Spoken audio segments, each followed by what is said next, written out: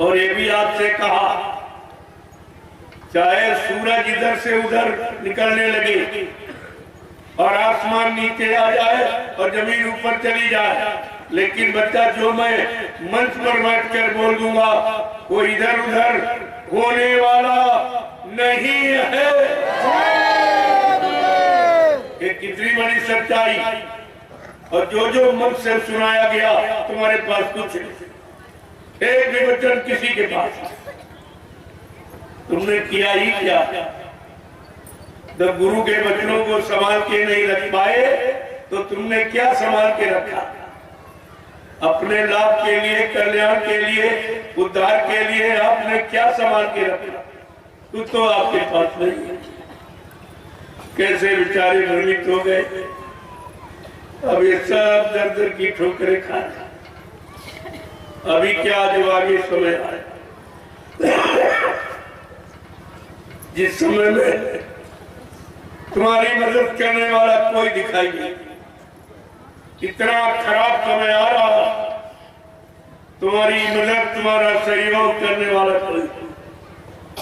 बाबा जी ने एक छोटा सा इशारा किया था कि बच्चा एक दिन सबके दाढ़ी में आग लगेगी, कौन किसकी बुझाएगा? सबको अपनी अपनी पड़ी होगी। वो भी समय तुम्हारे यहाँ निकल गया। कोरोना काल था। कोरोना काल में किसी को कोई चिंता किसी की नहीं, पत्नी को पति की चिंता नहीं। कहती इनको कोरोना हो गया, इनके घर से बाहर करो, मतलब इनको नहीं, हमारा कोई संबंध नहीं, वो बिल्कुल चाहती ही नहीं। कोरोना का ऐसा समय आया, सबकी परीक्षा हो गई और सतगुरु की वाणी सत्य हो गई कि बच्चा तुम्हारा यहाँ कोई नहीं। लोग कहते थे ये बाबा जी क्यों कह रहे, हमारी पत्नी है, हमारा पति है, हमारे बच्चे हैं, हमारे माँ बाप भाई हैं, लेकिन ऐसा समय तुम्हारे सामने लाके खड़ा कर दिया गया और समय के लिए सब मजबूर हो गए। किसी ने स्वीकार नहीं किया, सबको अपने बचने की सूझी थी। पति को कोरोना कह दिया तो पत्नी कहती है भाई घर से बाहर निकालो, बेटे कहते नहीं नहीं कोई नहीं, ले जाओ, जहाँ ले जाओ। अस्पताल ले गए, वहां कोई देखने नहीं, कह गया वो मर गए तो कोई लेने नहीं गया।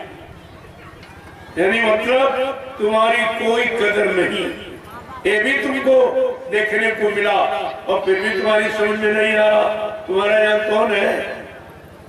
अभी देख लिया आपने कोरोना का, और सरकार ने अपना व्यापार कर लिया उसे, तुमको धोखे में रखकर व्यापार हो गया। जान गए कि इतना भय पैदा कर लो, ये अपने घर की लाश को छुएंगे नहीं, न देखेंगे न लेंगे। फिर उन्होंने क्या किया, उसको चीरा फाड़ा और कीमती पुर्जे निकाली, किडनी है, गुर्दा है, फेफड़ा सब बेच दिया। एक एक किडनी 6-6 लाख रुपए, ये सब व्यापार हो गया। तुम सोते ही रहे, तुम्हें कोई होश ही नहीं। सब क्या, ये कोरोना क्या है जिसको बाबा जी ने कितने पहले आपको बताया, 6 नवंबर 1986। ये तारीख लिख लो, कोई नहीं बताएगा, किसी को नहीं मालूम। 6 नवंबर 1986 को बाबा जी ने कहा, अरे भाई तुम लोग शाकाहारी हो जाओ, सदाचारी बन जाओ, अच्छे नेक भले इंसान चरित्रवान बन जाओ, नहीं कुदरत नाराजगी में एक बीमारी भेज रही है और बीमारी का नाम होगा कोरोना। कोरोना क्या न करो तो बीमारी नहीं आएगी, अगर करोगे तो आ जाएगी। कोरोना का मतलब है, और आज तक तुमको कोरोना का अर्थ नहीं बताया कि का क्या न करो, कल अंडे मत खाओ। अंडा मुर्गी का मासिक धर्म है। कितनी गंदगी होती उस समय। अपनी पत्नी से आप भोजन नहीं बना खाते हो, छूते नहीं हो, यानी मतलब की बीमारी लग जाएगी, और ये तो बड़े शौक से खा रहे थे। मुर्गी का मासिक धर्म कितने शौक चाव से खाया जाए, और ये सब पढ़ाई लिखी। इनकी पढ़ाई किस काम की? इनका ज्ञान इनके शरीर को स्वस्थ रखने के लिए काम नहीं आया, तो ये समाज देश को स्वस्थ और निरोग रहने की क्या शिक्षा देंगे? इनके बाद खुद ही कुछ नहीं। और कहा कि किसी का मुर्दा मांस मत, मुर्दा, ये बताओ मुर्दा कोई घर में रखता? अरे तुम्हारे घर में कोई मर जाए घर का तो घर में नहीं रखते, घर का मुर्दा घर में नहीं रखते। कहते नहीं, जिसने मकान बनाया, दुकान बनाई, जमीन खरीदी, बाल बच्चे पैदा, पढ़ाया लिखाया, शादी ब्याह सब किया, जब उसका शरीर मुर्दा हो गया कहते नहीं नहीं अब ये घर में नहीं रहेगी, न गांव में रहेगा न मोहल्ले में। इसको ले जाओ नदी किनारे शमशान भूमि पर लकड़ियों पर रखा, नंगा करके जला देना या गड्ढा खोद के गाड़ देना या बालू बांध के फेंक देना, लेकिन वापस मत ले आना। इतनी नफरत, जिसके साथ इतने बड़े बड़े रिश्ते जोड़े आपने, बड़ा प्रेम प्यार मोहब्बत दिखाया, बड़ी जिम्मेदारियां सौंपी, आज कहते कुछ, सारा प्रेम नफरत में बदल गया। और आज तक अभी तक आप नहीं समझ पाए। और ये रोज हो रहा, परिवार में देख लो, मोहल्ले में, गांव में देख लो कि तुम्हारे सामने तुम्हारे परिवार के कितने लोग चले गए, कितने रोज जा रहे हैं। तुम ये न, तुमको होश नहीं कि एक दिन हम भी चले जाएंगे। जब ये नहीं कुछ ले जा रहे, तुम क्या ये ले जाओगे सब? जो बेईमानी करके, चुरा छिपा करके जो रख रहे हो, ये सब देना पड़ेगा, ये देना पड़ेगा। ये काल माया का देश, काल बड़ा होशियार, बहुत चतुर है, अपना एक एक पैसे का भुगतान करा लेगा। ऐसे जगह तुम्हें पैदा कर देगा, रात दिन कमाओगे। जो दूसरे का धन हड़प करते, कहते नहीं देंगे, देखिए कोई क्या कर लेगा, ये भी कहते। उनको नहीं मालूम है कि उस काल भगवान ने इस कर्म कर्जे के भुगतान के लिए उसने ये योनियां बना रखी शरीर, एक बैल का, एक घोड़े का, एक खच्चर का, एक गधे का। ये रात दिन कमाते, मुश्किल से सूखा चारा, मुश्किल से। ये है कर्म कर्जा देना पड़ेगा। जिनको आपने भगवान कहा, जब उन्होंने मानो शरीर धारण किया, उनको भी कर्म कर्जा देना पड़ा। भगवान कृष्ण नदी किनारे बैठे थे, उनके पैर में काला निशान था। बहलिया ने दूर से देखा, ये तो हिरने की आंख सी चमक रही थी। हिरने की आंख समझकर उसने बाढ़ छोड़ दिया और वो बाढ़ उनके पैर को छली कर बड़ी जोर से कृष्ण चिल्ला पड़ी। बैलिया ने सोचा शिकार हो गया, दौड़ के आया, देखा तो कृष्ण भगवान चिल्लाए। वो हाथ जोड़ के प्रार्थना करने लगा कि महाराज माफ कर दीजिए, ये अपराध धोखे में हो गया, मैंने हिरने की आंख समझ के बाढ़ छोड़ दिया, धोखे में अपराध हो गया, आप माफ कर दिए। कृष्ण कहते नहीं भाई, तुम्हारा कोई अपराध नहीं। रामावतार में तुम बाली थे, मैंने पेड़ के आड़ से धोखा देके बाढ़ से मारा था। आज वो धोखा देने वाला कर्म कर्जा हमारा तुम्हारा पूरा हो रहा। प्रेमियों, जब कर्म कर्जा भगवान को देना पड़ा, इंसान तू किस गफलत में बैठा, इनका ले लिया, उनका ले लिया, भाई का ले लिया, भतीज का ले लिया, किसी को छोड़े ही नहीं। ये कितना भारी कर्म कर्जा तैयार कर रहे हो, कितने जन्मों तक अभी इसी में पड़े रहोगे देने के लिए। बार बार तुमको जन्म लेना पड़ेगा, जब तक एक एक पाई रहेगी तब तक आपको भुगतान करना पड़ेगा। इसलिए संत महापुरुष पहले से आप जगाते हैं, चिताते हो कि अगर स्वप्न में किसी का कर्जा याद आ जाए, जब नींद खुले तो सबसे पहले कर्जा कहीं भूल नहीं, पहले उसको भुगतान कर दो। ये साधना करते हो लेकिन कर्म कर्जा रह जाएगा तो बार बार आना। साधना भी उसमें कोई मदद नहीं कर पाएगी, कर्म कर देगी तो आपको देना। हाँ, जो जीव सतगुरु की शरण में, जो समय का सतगुरु आया उसकी शरण में चले जाएंगे। वो समय से युक्ति जानते हैं, तुम्हारे अनंत जन्मों के कर्मों के कर्जे का वो निपटारा कोई न कोई परमार्थी सेवा बना के आपका करा सकते, उनको अधिकार वो करा देंगे आप।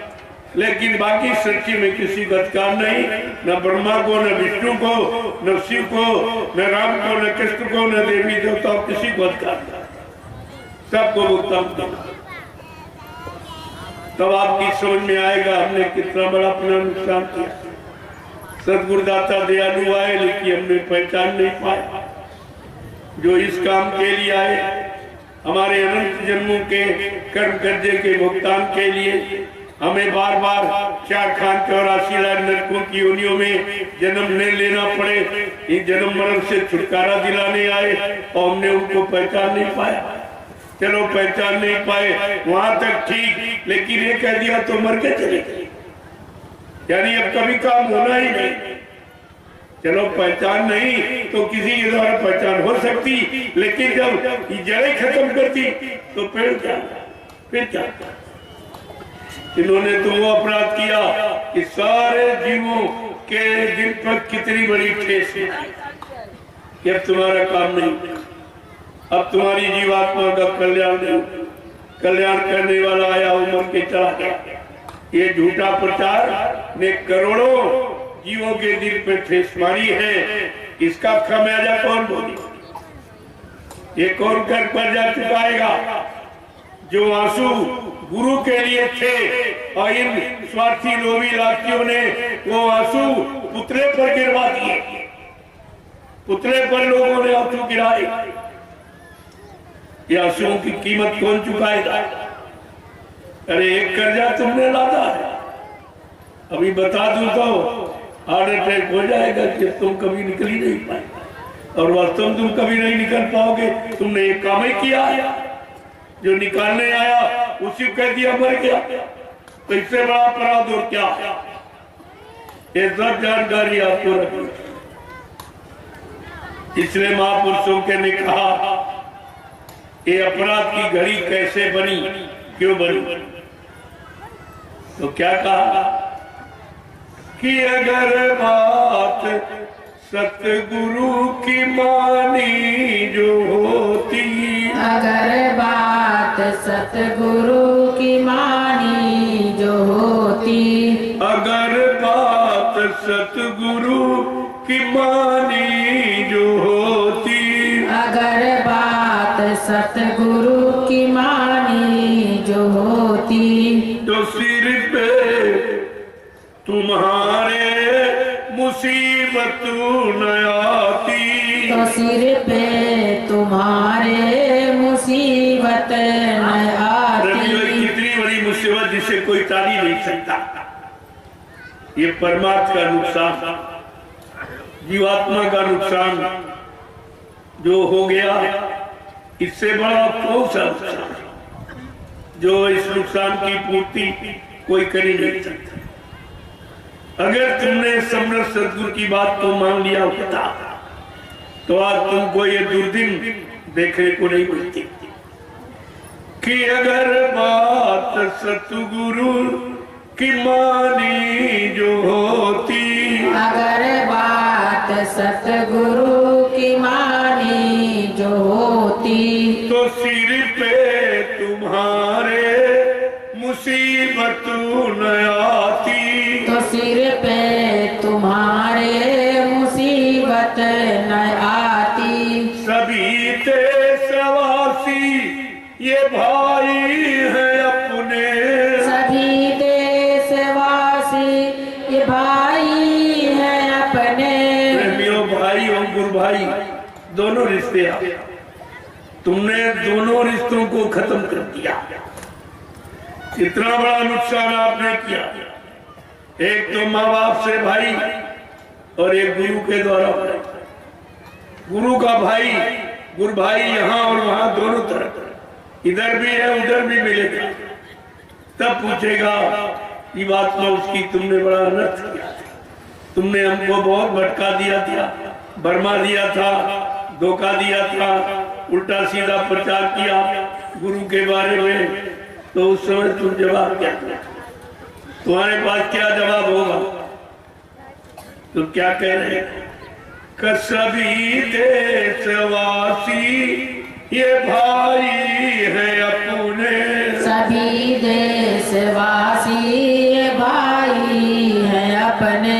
तो फिर बैर की नीति ठानी क्यों तुमने, तो फिर बैर की नीति ठानी क्यों तुमने।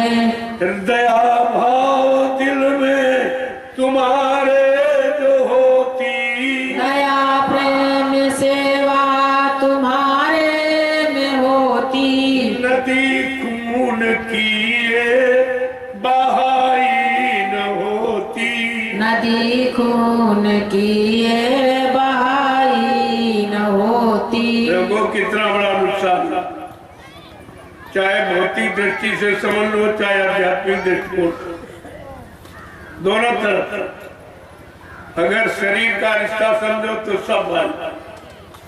ये शरीर परमात्मा खुदा का बनाया और सबको खुदा परमात्मा एक ही पिता ने सबको, तो उस एक ही परम पिता परमात्मा के नाते सब भाई भाई। और जीवात्मा उस मालिक की, वो भी सबके अंदर समान रूप से, तो जीवात्मा के नाते भी आप सब भाई भाई भाई। दोनों रिश्तों से भाईचारा कभी समाप्त नहीं। लेकिन तुमने क्या किया है कि अगर तुमने ये समझा होता, दया प्रेम सेवा तुम्हारे में होती, तो नदी खून की ये बहाई, ये आपने नहीं किया होता। इनको मारा, उनको काटा, उनको सताया। कितने जीव रोज मारे जा रहे, लाखों, जो समय के पहले जिस शरीर को नष्ट कर दिया जाएगा, उसके जीवन के जितने दिन शेष बाकी, वो प्रेत योनि में जाएंगे। इस समय प्रेतों का बहुत दबदबा। अगर यही स्थिति बनी रही हिंसा की, तो मनुष्य को निकलना मुश्किल हो जाएगा। केवल प्रेत ही चलेगी, भूत प्रेत चलेंगे, तुम चल रहे चलोगे तो टकरा जाएगा, आपको गिरा देंगे तो बाहर हो जाएंगे। लेकिन इस तरफ किसी का भी ध्यान नहीं था। उनको ये पता नहीं है, ये मतलब यानी ये विज्ञान कौन सा, इस विज्ञान की जानकारी उनको नहीं कि कौन सा विज्ञान। ये संतों का विशिष्ट विज्ञान, जीवात्माओं का। जिस शरीर में जीवात्मा को जितने दिन के लिए भेजा गया, अगर बीच में कोई काट मार करके वो शरीर नष्ट कर दिया, तो उतने दिन वो जीवात्मा भटकेगी पृथ्वी में। अब इस समय कितनी हिंसाएं हो रही, कोई गिनती करना नहीं है। इतने जीव रोज मारे जा रहे, और वो भी राजा के हुक्म से। राजा भी दोषी है, उसी के हुक्म से उसने परमिट लाइसेंस बना दिए, चाहे इतने मारो कर दो, केवल एक स्वार्थ व्यापार का। क्योंकि इन्होंने वादा किया था कि मैं विदेशियों से वादा किया था, मैं गाय का मांस और चमड़ा बराबर भेजता रहूंगा, उसके बदले तुमको तेल में दो। देखिए कितनी में, और ये बताया नहीं गया भारत की जनता को, किसी ने नहीं बताया। ये व्यापार नीति है, तो व्यापार कोई कैसे बना बंद करेगा? कितना तुमको ये पाप है, ये बुरा कर्म है, ये मत करो, ये नहीं। व्यापार के आगे आपका कुछ, व्यापार में प्यार और व्यवहार खत्म, तब व्यापार होता। जब प्यार नहीं है, व्यवहार नहीं है, तो ऐसे व्यापार से लाभ क्या मिलेगा? आज भारत की जनता दुखी क्यों है? उसी गंदी कमाई से ये तुम्हारा पालन पोषण, तुम्हें जो चीजें मिल रही है उसी गंदी। गोस्वामी जी महाराज ने इशारा करके इनको चेतावनी दी है कि राजनीति बिन धन धर्मा, प्रभु समर्पे बिन सत्कर्मा। राजनीति बिना धार्मिक धन, अच्छी नेक कमाई से सुचारू रूप से चलाई जा सकती। अगर गंदी कमाई आ जाएगी तो गंदगी समाज में बढ़ जाएगी, लोगों के भाव विचार गंदे हो जाएंगे, देखना सुनना ये सब गंदा हो जाएगा। तो माहौल, वातावरण समाज का, परिवारों का, इंसानों का खराब होगा। लेकिन इनको इसकी चिंता नहीं। रामचरितमानस क्या कहती, कोई मतलब नहीं। ये विद्वान क्या कह रहे जो इशारा भी नहीं करते।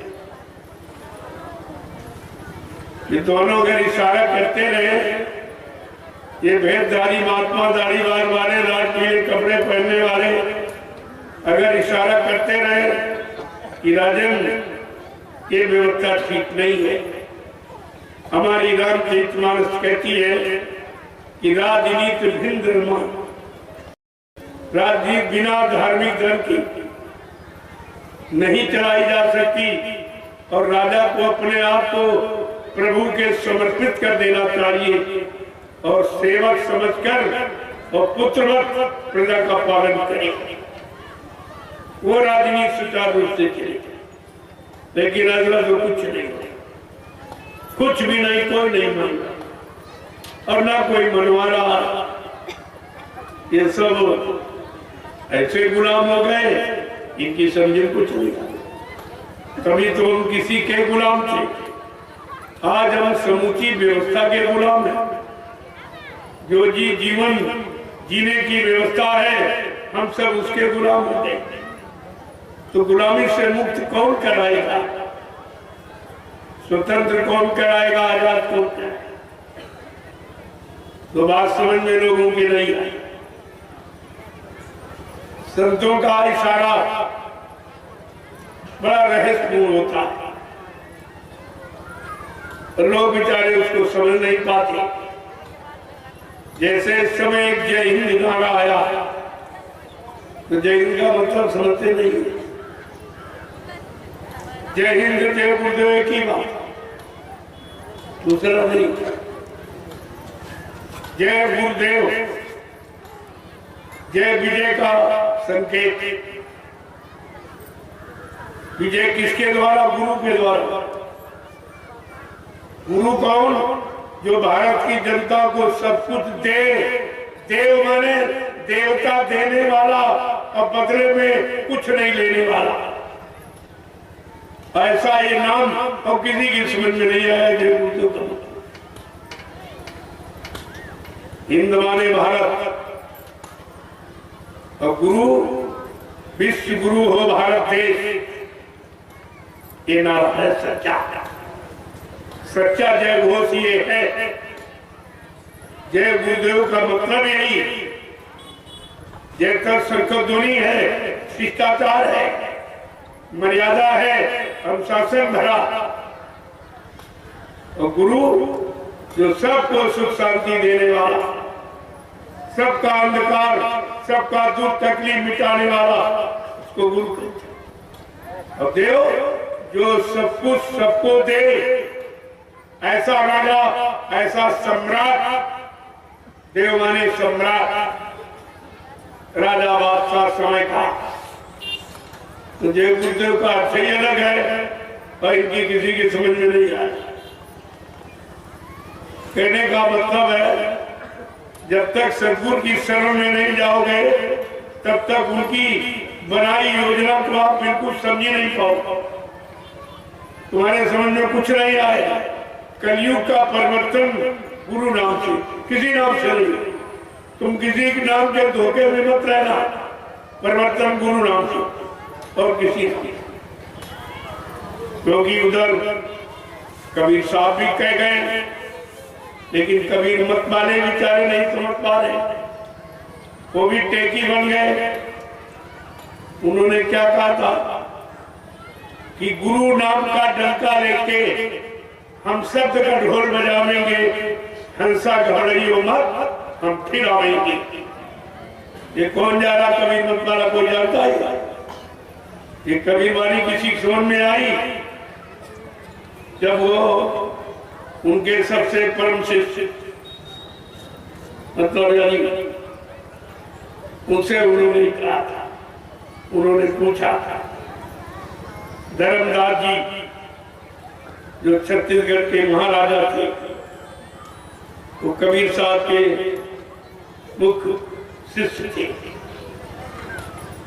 जब उन्होंने कहा कि भाई मेरा जाने का समय हो गया है, तो धर्मदास जी ने पूछा कहा कि अब चले जाओगे? हम लोग कहते रहेंगे, चले जाऊंगा कहीं फिरा जाऊंगा, ये तो कपड़ा पुराना हो गया, जैसे नया आप पहन लेते हो ऐसे ये पुराना हो गया, दूसरा पहन लो। और हमको तो इसी शरीर कपड़े की पहचान है। तब कबीर साहब ने कहा मेरे वाणी को लिख लो, मैं बोलता जाऊं जो लिखते जाओ कि हंसा घबराइयो मत, हम फिर आएंगे। काशी धाम मुक्त का नाका, कहते काशी धाम मुक्त का नाका, तो हम यज्ञ करावेंगे। जब ये चोला छोड़ूंगा दूसरे चोले में आऊंगा, मानो चोले, तो मेरी पहली पहचान होगी कि काशी में एक साकेत महायज्ञ करूंगा, जैसा किसी ने नहीं कराया। 25 फरवरी सन 1979 काशी के दशाश्वमेध घाट पर बाबा जी ने ये साकेत महायज्ञ करके कबीर की पहली वाणी को सिद्ध कर, पहली वाणी को सिद्ध कर दिया। और कबीर मत वाले बेचारे आज भी नहीं कुछ जानते, वो तो टेकी टेकी बात कागज पढ़ने में जुटे पड़े, लेकिन कागज ने क्या कहा उसे नहीं समझ पा रहे। ये उनकी लिखी बात तो मैं बता रहा हूँ। उन्होंने कहा धर्मदास जी से कि भाई लिख लो मेरी पहचान, ताकि तुम्हें कोई शंका ना हो। तब उन्होंने कहा मैं आऊंगा काशी में एक साकेत महायज्ञ, और गुरु नाम का डंका लेके हम शब्द का ढोल बजाएंगे। मैं गुरु नाम से पूरे हिंदुस्तान में प्रचार करूंगा और शब्द का ज्ञान देकर के जीवात्माओं को जगाऊंगा। कहा मैं 2 नाम लेके आऊंगा, एक वर्णात्मक एक ध्वन्यात्मक। जय गुरुदेव वर्णात्मक नाम के द्वारा देश दुनिया को जगाऊंगा, सुधार करूंगा, सबको लाभ दूंगा, और 5 नामों से जीवात्मा को जगाकर उसके घर पहुंचाऊंगा। कहा मैं दोनों काम करने आऊंगा, बुरा परिचय दिया। तो धर्मदास जी कहते हैं ये काम आप कब शुरू करोगे? तो क्या कह रहे हैं? 4 वर्ण 36 जात हम घर घर अलग जगाएंगे। जब ये समाज का बंटवारा 4 वर्णों में हो जाएगा, हिंदू मुसलमान सिख ईसाई ब्राह्मण क्षत्रिय वैश्य, उस समय में मैं ये पूछा था देखो कितना गुण परिचय दिया हुआ, लेकिन इसे कौन समझेगा? किसी की समझ में नहीं आ रहा। कबीर कबीर चिल्ला रहे हैं। कबीर का मतलब कोई इंसानी सकल नाम से क्या? कायावीर कबीर, जिसने अपनी काया पर कंट्रोल नियंत्रण कर लिया। काम क्रोध लोभ मोहकार जिसकी मुट्ठी में हो वो कबीर। लेकिन ये बेचारे कुछ नहीं जानते, इनको भी कुछ नहीं पता। मतलब टेका टेकी धस के बेचारे। तब उन्होंने कहा कोटिन जीवों को त्रास दे के, कहा मैं प्रचार कब करूंगा कोटिन जीव को त्रास देख हम डूबते हंस बचावेंगे। जब करोड़ों जीव काल के काल में चले जाएंगे, उनकी रक्षा हिफाजत करने वाला कोई नहीं, उनको बचाने वाला कोई नहीं है, तब मैं ये काम प्रारंभ करूंगा। कैसा परिचय दिया और सब तुम्हारे सामने हो रहा वही, दूसरा कुछ नहीं। एक संत कहता है और दूसरा उसकी पूर्ति करता है। बात तो इसलिए है, अब वो बात समझ में नहीं आ रही। फिर कहा कि तब वो कह रहे हैं धर्मदास जी, क्या साहब उस समय की जीव सब आपको अपना तुमको मालिक मान लेंगे? कहते नहीं, धर्मदास आदि स्नेही वो ही हमें पहचाने। तो कितनी बड़ी बात उन्होंने पूछी, क्या उस समय के जीव जिनको आप नाम दान दे दोगे, क्या वो सब तुमको अपना पूरा मालिक समर्थ मालिक मान लेंगे? कहते नहीं, ऐसा नहीं, ये नहीं कहा। आज इसने ही जो मेरे पुराने जीव जिनको मैंने नाम दान दिया, माला फूटी पटांग दी, सुमरन ध्यान भजन नहीं किया, जब मैं आवाज लगाऊंगा तो जीव दौड़ते चले आए, दौड़ते। ये जो जागरण अभी 1 करोड़ का जागरण हुआ है, ये 2 महीने में जो काफिला मैंने निकाला सदगुरुदयाल की अपार दया से 1 करोड़ जीवों का जन जागरण हुआ। आप देखते जाइए, और जबकि कोई नहीं कर रहा, इस समय सब शांत बैठे। ऐसे भीषण सर्दी में कौन निकलेगा? 2 महीने प्रेमियों ने घोर तपस्या की और इन्होंने वो नजारा हिंदुस्तान के सारा विश्व जिसे देख रहा, सबके सामने नजरअंदाज कर दिया, पेश कर दिया। तो छोटा मोटा काम नहीं हुआ और आप चूक गए। देखिए कितने लोगों को जगाया गया, लेकिन सहयोगी कितने बने, काफले में कितने गए थे। ऐसे ये चुप जाएंगे, छूटते रहेंगे, साथ में रहने जुड़ने का कोई मतलब ही नहीं था।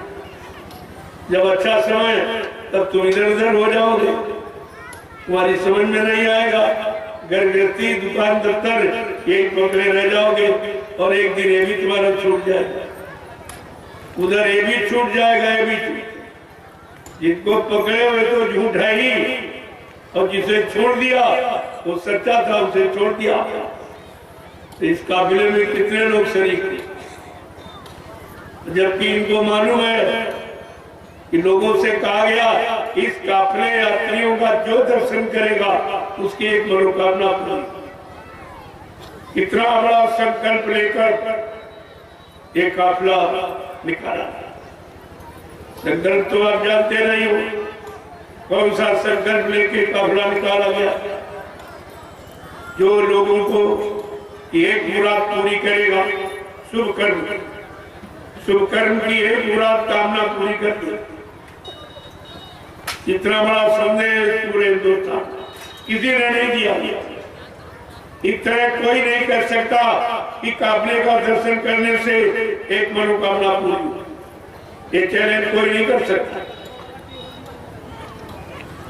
तो जो कुछ हो रहा है वो मालिक की मौत से, अगर उनकी मौत के तो कुछ नहीं हो। अब वो जिससे कराने, जिनको यानी मतलब वो अपना आधार बना दे, वो तो उनकी मौज मर्जी पर निर्भर। कौन पात्र बनेगा, इसमें पात्रता आएगी, कौन उसका लाभ उठाएगा, ये तो आपको काफिले में देखने को मिला। पूरा काफिला बेचारे नहीं कर पाए, नीचे छोड़ गए, लेकिन लाभ नहीं ले पाए। जब 2 महीने का समय आप नहीं दे पाए हो तो देश समाज के लिए जीवन कौन दे देगा? कोई जीवन दे देगा? कहते हो क्या लगे, तन मन धन तेरा क्या लगे मेरा, अब 2 महीने नहीं दे। सब झूठा वादा, झूठी प्रार्थना, सब झूठा संकल्प, झूठी प्रतिज्ञा करते रहते हो। तुम्हें भी नहीं डरते हो कि हम कह क्या रहे और कर क्या रहे, तो करने का तो फल भोगना पड़ेगा। फिर बात कि तुम सबसे झूठ बोलते हो, चिल्लाते हैं कि तन दर्शक तेरा क्या लागे मेरा, तो 2 महीने घर नहीं निकले। अब कहते क्या, चाहे अग्नि में चलना पड़े, चाहे कांटों पे चलना पड़े, चाहे छोड़ के देश निकलना पड़े, और घर छोड़ करके नहीं निकल पाए 2 महीने। ये सब झूठी प्रार्थना, ये सब करना बंद कर दिया, ये सजा के पात्र बन जाओगे। क्योंकि तुम पत्थर, कागज, कैलेंडर समझ कर मत प्रार्थना, वो हाजी नाजी, वो सब तेरा सब सुन। इसलिए जो कहो कर सको तो कहो, नहीं कर सकते मत कहो। ये तराजू तोल के तब मुख बाहर काट। ये छोटी छोटी शिक्षा आपको पहले से दी जा रही कि जवान से वो निकालो जिसको पूरा करो, अंता चुप। बात तो सुनी है, लेकिन तुमने तो कोई बात मानी नहीं। तभी तो कहा जा रहा है कि जिसने 10 जुलाई 1952 से और 2012 आपको सुनाया, समझाया, सिखाया, जगाया, और 10 साल ये निकल गए लीला की। 70 साल एक जिंदगी है कलयुग में। कलयुग में इतने लोग तो आदमी जिंदा रह पाता मुश्किल से, और आपने सब ऐसे निकाल कुछ नहीं मिला, कुछ किया ही नहीं तो मिलेगा क्या? बगैर किए थोड़ी मिलता, और आपने कुछ नहीं। इसीलिए तो आप कहा, अगर तुमने समरथ सद्गुरुदाता दयालु की बात मान ली होती, आज ये मुसीबत के दिन तुम्हारे को नहीं। तभी कहा जा रहा कि अगर बात सतगुरु की मानी जो होती, अगर बात सतगुरु की मानी जो होती, तो सिर पे तुम्हारे मुसीबत न आती, तो सिर पे तुम्हारे मुसीबत न आती। कि घट घट में इंसान के रहता भगवान, घट घट के इंसान में रहता भगवान, और इसकी नहीं तुमको है कोई पहचान, इसकी नहीं तुमको है कोई पहचान। अगर दिल भवन में सफाई जो होती, अगर दिल भवन में सफाई जो होती, ये तो मंदिर ये मस्जिद बनाई न होती, तो मंदिर